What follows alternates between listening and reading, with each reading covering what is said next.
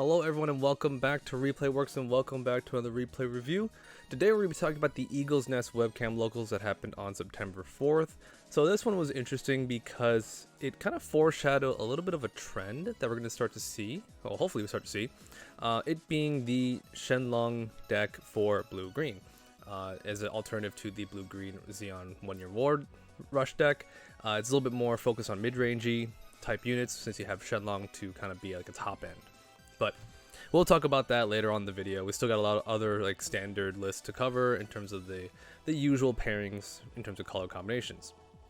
So before we get into all that, just a quick reminder, if you do like this content, if you do like the meta-analysis, the tournament reviews, some of the deck profiles, and the gameplay, please leave a like on the video and subscribe, because we are closing in on 350, almost 400 soon. And I do appreciate all of the support and the momentum that this channel has been bringing, and I definitely want to make sure that I say it every now and then, but I do appreciate everyone who has commented and watched the video a lot, because it means a lot that this game that I really enjoy, I can do content for it, even though I don't get to play as often as I like. I still get to at least be a part of the game itself. So without further ado, let's kick things off, right? So here's the overall placements. You're going to see a lot of familiar decks, right? The red, blue, new type ping, white, green, Operation Meteor. And then the others, those are going to be your the Tempo Unicorn deck, the blue, whites. And then you have a 1-year war rush deck, right, in top 8, right? So again, things that we always see nowadays as we are going into a quote-unquote solidified meta. It's the top 4 decks that we're going to see. It's just, you're going to look at top 8, you're going to see most likely a disproportional amount of white green, and then the rest of the other color combinations trickling in from there, right? In this case today, in that week, the red blue new type ping deck did win the tournament.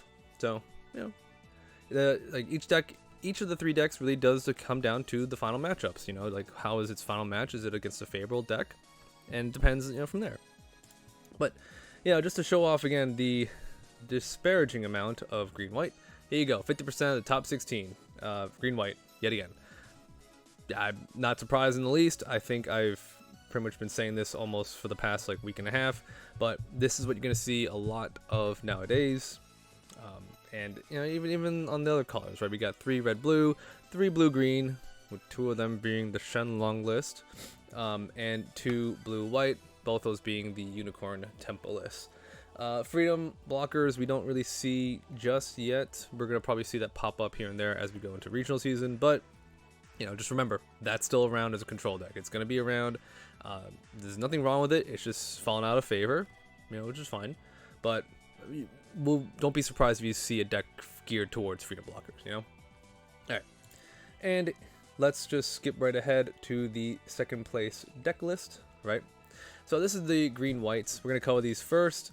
Again, everything you see here is pretty standard, except this one list does not play any of the Kira links. It's only playing Perfect Strike instead of Ale Strike, because it's not looking to link with Perfect Strike. Actually, Perfect Strike can just come down.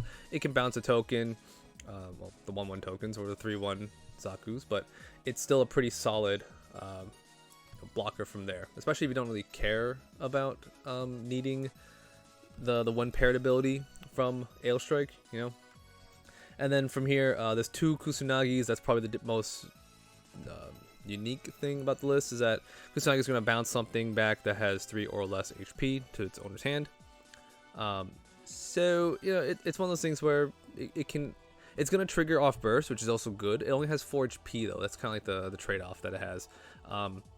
However, it does have the fun added benefit of being able to just completely remove a Tallgeese token that is summoned from Korska base. So I think that's always funny, because that can be a thing that can happen, and it can also, depending on the Striker Pack bursts, if your opponent's playing Striker Pack and they summon the 4/2 for whatever reason, or they get it off burst, you get the 3/3, Kusanagi gets to clean remove that. So it doesn't have to just be a physical unit card, it can always be those tokens, easy removal, right? And everything else here is pretty much standard. You got 2 Pats and 2 Unforeseen Incidents, and then everything else is as you would expect. This is playing the Wing Gundam Bird mode as quite a ramp card, So again, pretty standard stuff. Looking to just do what the deck needs to do and bring out all the big guys, which are maxed out at 4 later on. So I also want to highlight the 9th place deck, because this one has a lot of spicy tech, I guess. It's not playing duo. That's one thing we need to acknowledge. It's not playing any duos, no Death Scythe. It's only playing Hero and his 3 link units, Bird Mode, Wing Gundam 0, right? It is playing heavy on the blockers, so we will see Archangel here. And because I think this is geared more for offense, it's actually playing Sword Strike Gundam with 3 Hakudimians along with 4 Kiras. 4 Kiras also pair with the Air Strike and Freedom. So no Perfect Strike, nothing like that. We do have Air Strike here to kind of act as a link unit for Kira, also get the bounce off with its effect. And then the last thing here is 2 Justice Gundams with, we're playing green, so no Atherin. It summons the 2/2 blocker, so it gets an extra a guy on the board. It's also a 5/5, which is fine.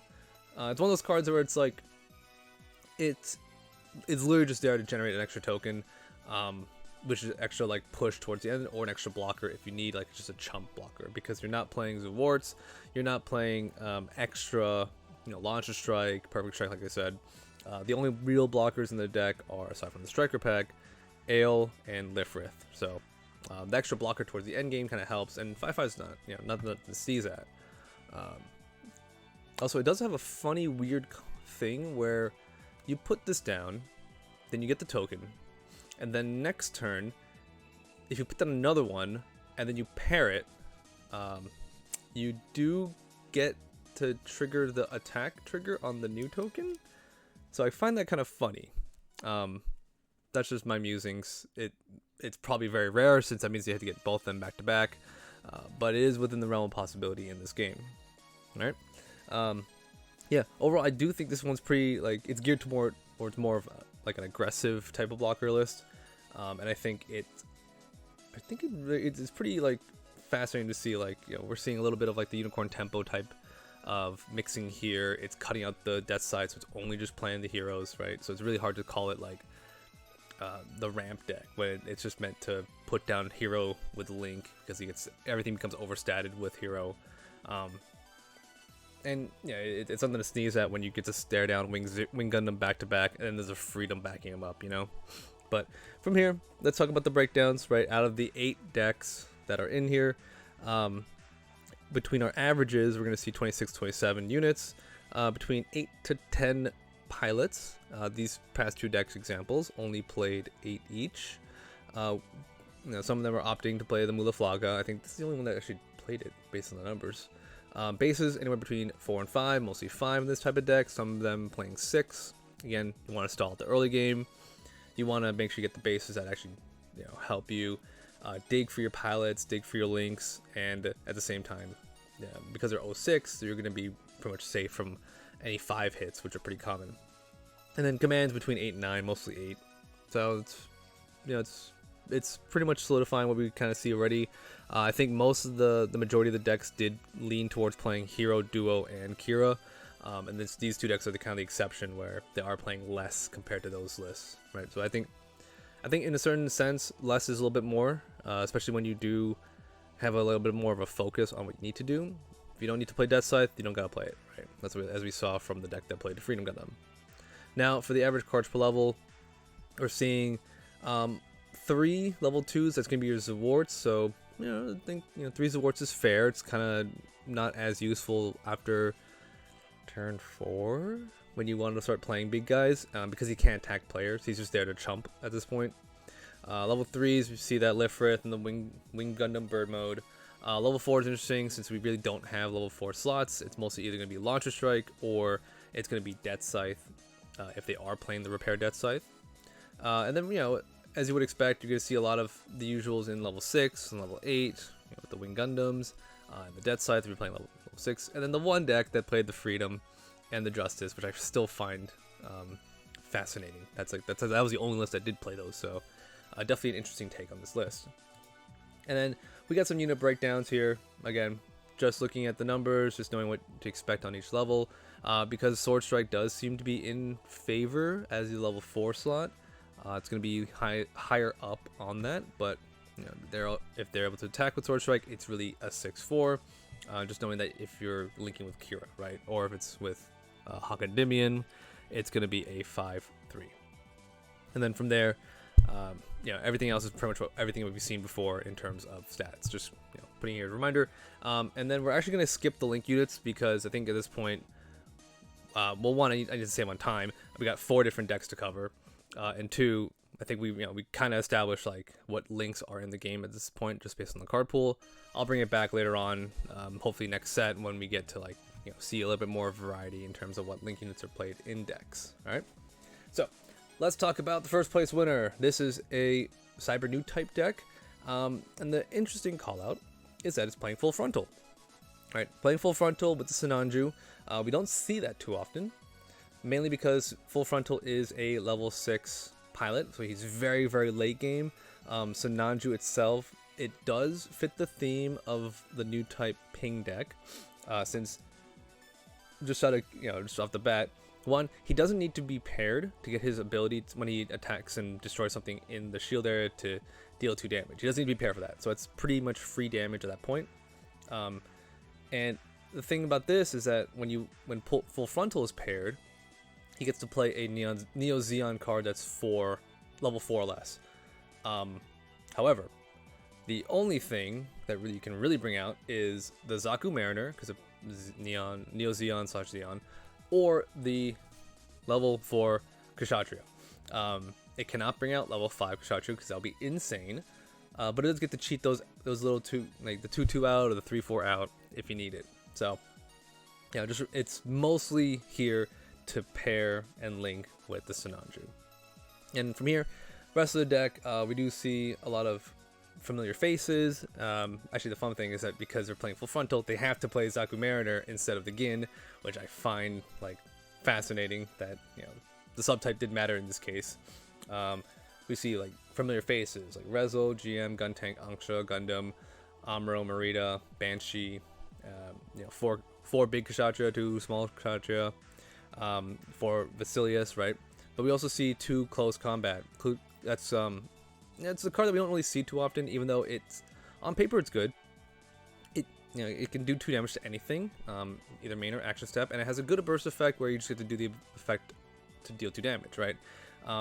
Now we don't see too many decks, but I think this deck, instead of playing Battle of Aces, decided to play Close Combat because Close Combat's like a little bit more flexible in terms of when you can play it. You know, I think is also a fair game as well. Yeah. From there, let's talk about the breakdowns, right? 31, 32 units, definitely looking to aim, you know, more than half of the deck is going to be, well, actually more than, 3/5 of the deck is going to be units, so it's similar to a rush deck in terms of ratios, playing between 8 or 9 pilots. This deck just happened to be the one that did play more than that. Other decks would just probably play Marita and Amuro. And then we have 5 to 6 commands, so, you know, show resolve, siege play, battle of aces, or in this case, close combat, take your poison, right? And then we have 4 to 5 bases. I think that's interesting. I mean, they could probably play white base if they needed the extra slot, but as we saw, it's pretty standard to see Vasilius in that slot, you know. And then the average cards, you have at level 2, the highest number between the gun cannons and the vanillas. Those are going to be, you know, a third of your units that you play in the deck. Wow, yeah. And then level 4s is, you know, 8 and 9, so it's also almost a third of the units that you play, and the rest kind of like filter into the level 3s. Depending if you're playing gun cannon, mostly Rezo, level 5s, Kshatriya, level 6 is your Banshee, and then in this case, the example, Sinanju, right? And here are your unit breakdowns in terms of stats. Yeah, I mean, just because like if it's playing the usual weenie stuff, you're gonna see that, you know, it's mostly just gonna be vanillas up until level 4, and then from level 4 is when the linking can start to happen, which can then still work through. But if they don't get the link, you know, most of their effects are vanilla, so keep that in mind. You know, it's one of those decks that lives and dies by pilots. If you notice, like every single card aside from like Sinanju, the best effect you have is the deploy, deal 1 damage. So that's the thing that's about this deck, where all the power does come from seeing the pilots on time and being able to link them off. Alright, so let's look at the white-blue decks, right? These Unicorn Tempos, again. Well, these are around. I think we see pretty much like the standard stuff here in terms of playing white, just playing blue, right? Blue, playing Rezel, playing GM. This is definitely more geared for aggressive type of deck build. It's not playing too many blockers. I think, yeah, it's only playing Lift and Ale Strike it. And it's even then it's only 6 in total. It is playing low cost cards like GM cards that have great stats like Rezel and Gun Cannon, 4 Gundams, and then 2 of the LR Gundams from the booster set, which I'm always fascinated about because that card always, like, it seems cool on paper. If it was 3/4, it would have been way better. But the fact that it's a 3/3 kind of holds it back. But it does give Repair 1 to itself and other white base units, which would be Gun Cannon and Gundam. And then the one pair is also like kind of like activating like a Bananjar type ability where you draw the card as long as you have 2 or other units in the field. Right? Bananjar, when you link it, you draw a card. In this case, if you have the extra Bananjars in your hand, you can link it with this. If you do the link with Amuro, then you get the link of the ability to attack and you get to draw the card. But if you kind of sound the field for a turn and you still have the Bananjar, pairing it instead of linking it, or as an alternative to linking, is still fine, just to dig through the deck a little bit more. From here, we have Overflowing Affection, and then Siege Play and Show Resolve. I think that's as we would expect. Just the ratios will always depend on the player preference, either 4 Show, 4 Overflowing, any combination of the 2. From there, Siege Play, anywhere between 1 and 2. And then for bases, we are seeing 2 Corsica and 2 white bases. Those are pretty. I think 2 and 2 is good. I think having the variety is necessary. I don't think 4 Corsica is ever that useful. I think it's personally, I feel like it clogs because the white base gives a little bit more flexibility if it's in shield. Next turn, if it lives, you do get to pump out a token, and especially on turns when you don't, like in this example, right? This deck you can potentially play Unicorn, go into Bananjar, go into Destroy mode on turn 5, but then Destroy mode can't attack. So I think if white base is there, maybe it's better just to use a 2 just to generate a token, get like two or 3 guys on the board depending on your hand, then hold off to turn 6 to do the Unicorn super combo. Yeah, I mean this deck seems like more like a rush type deck, which I like. Less on the blockers. I think the blockers definitely slowed the game down too much. This deck is trying to win a little bit, like a little bit earlier, try to push for damage, get closer to winning, and then at the end of it, try to push for game with the Unicorn super turn. And here are your breakdowns. Didn't have too many of these decks, only had 2, so 27, 28 units, 9 pilots. This seems to be the correct average. I think this deck only played 8, and then the other one played 10. Yeah, it's between 8 and 10, honestly, at this point for pilots. Commands, 8.5. Yeah, so it's like, anywhere between 8 or 9, depending on the combination of Overflowings, Show Resolve, Siege Ploys, take your pick, right? Bases, 4.5, so between 4 and 5 in this case. That one showed 4. And combined pilots, I think that's going to be pretty much your Hawk and Endymions if you choose to play that type of deck, or the Sword Strikes in that deck, right? The average cards per level. Level 2, not too heavy, just playing at this point your GMs, just to get some good bodies on the board. Level 3, got your Lifrits, Rezels. I think those are probably the 2 best cards that you can put in the slot. Level 4, you get your Gundam. Level 5, you have Unicorn, and then you have Ale Strike or Perfect Strike or whichever one, right? And level 7, Destroy mode, right? One deck play 3, one deck play 4. Depends on if you think you're gonna brick more, you probably play less. If you feel like you need to see it more often, you play more. Again, player preference on that choice. I don't think there's a wrong answer. I think it just depends on how you feel on that ratio. And of course, here's your breakdowns. All stuff that we've seen before for this deck. So just leave that there for a second, and then we can move on to the blue greens, which I'm very excited to talk about. But first, let's talk about the standardized, well, not standard, but like what we expect blue green, which is the 1-year war deck which involves Shamuro for, as the main pilots that are heading this deck. This one's playing Gun Tank and the LR Gundam from the booster pack. So more focus on getting that card draw, which is, I love it. I like it. 2 Siege Ploy, 2 Show Resolves, 2 Corsica, 4 Zanzibar. Zanzibar is there to essentially cheat out Char's Galgoog cheaper. It is also there to let you get, you get to dig shield, and then you get to deploy a card that costs 2 anyway. So it kind of like, it's like a value of 4 total if you think about it that way. Let's say you pick up the card from your shield and it's already Sharazaku 2, the Star Deck one.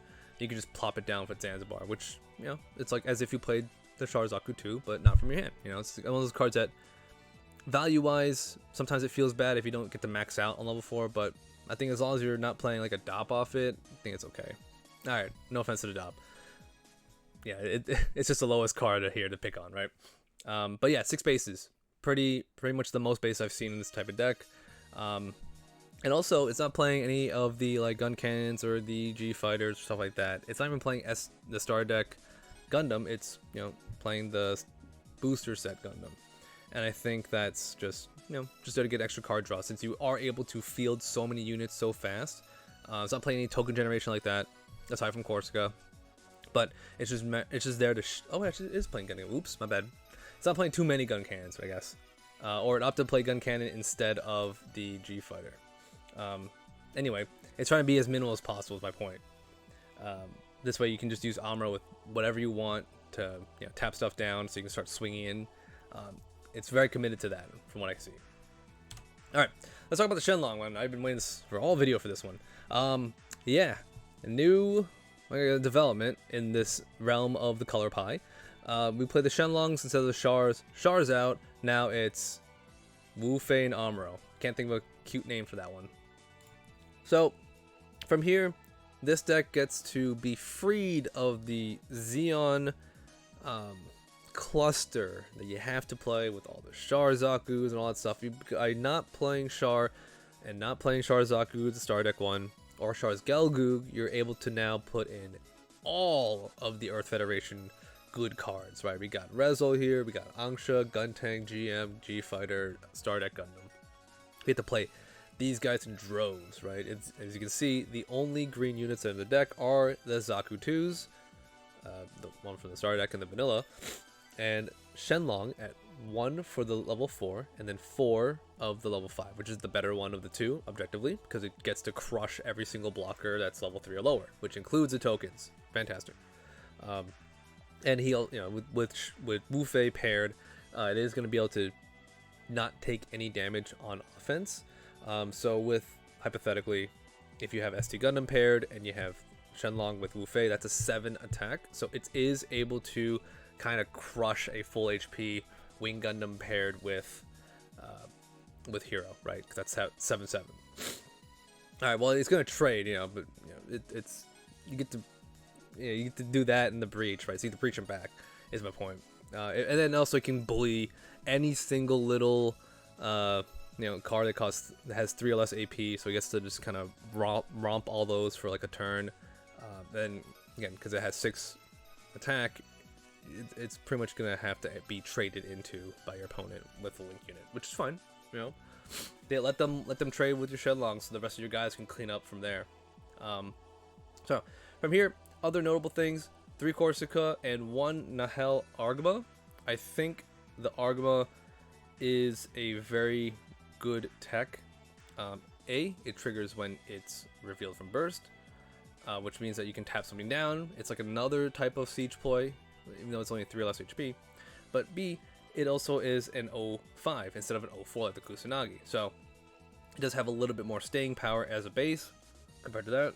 And then if you play it in your turn, you get to you tap down something that potentially you can ping it off with the gun tanks and the Angshas. If it's a blocker, potentially you can try to put that down as if this card was like an extra siege ploy. So it does help the deck kind of push for the end game. It can also rest something, and then Shenlong can just crush it and have a breach. So that's always a fun thing to do. So yeah, it's also, this deck I like to highlight is playing a lot of like 3 and 2s of, which I believe is good for cards that you want to see but you don't want to see all the time. I like that number as well.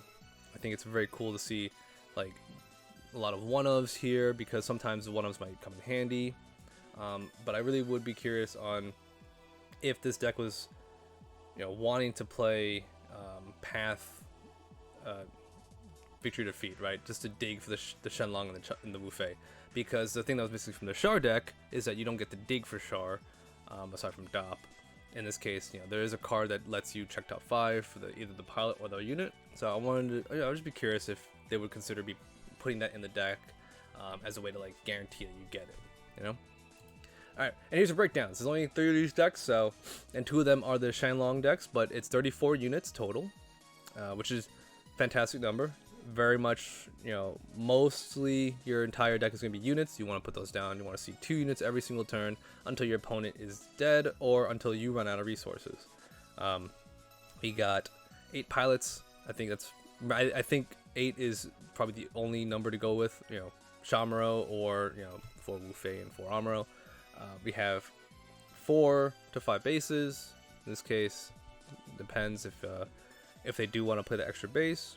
And then the command, yeah, it's really only just Siege Ploy or Show Resolve at this point. It's not going to be anything different. Maybe Path, hypothetically. But I think that's pretty much like what we're just gonna see. It's like try to be as low as possible to the curve. Try to play as many units as possible. Try to get all the units in your hand. And then here's your average cards per level. Yeah, if it's playing Dop, it's playing Dop. Playing Dop at 4 most likely is your choice. I don't think anything less than 4 makes sense to play for Dop. You want to see it at turn 1. And then, you can pop coming every now and then.